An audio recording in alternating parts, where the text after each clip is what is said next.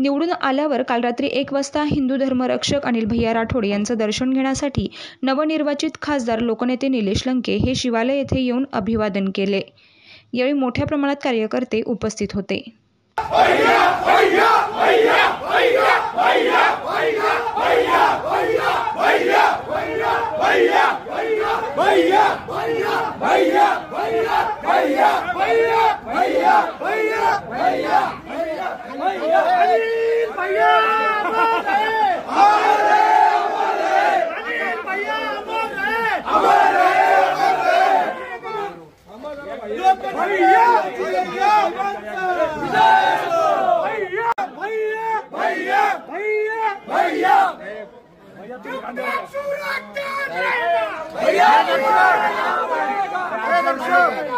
जब तक सूरज चांद रहेगा